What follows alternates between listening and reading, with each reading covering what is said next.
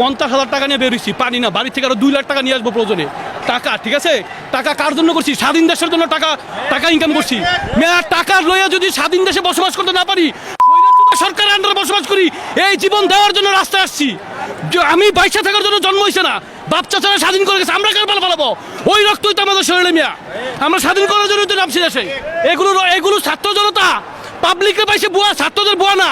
ভাষা আন্দোলন স্বাধীন করেছে ছাত্ররা, 69 স্বাধীন করেছে ছাত্ররা, 74-এর পর বাস দিছে ছাত্ররা, এখনো বাস দিবে ছাত্ররা ইনশাআল্লাহ।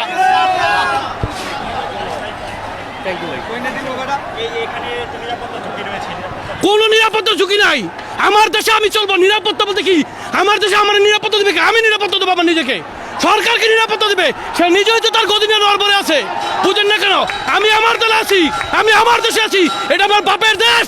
আমার বাপের বাড়ি ইন্ডিয়া না, আমার বাপের বাড়ি বাংলায়, বাংলায় থাকবো আমরা।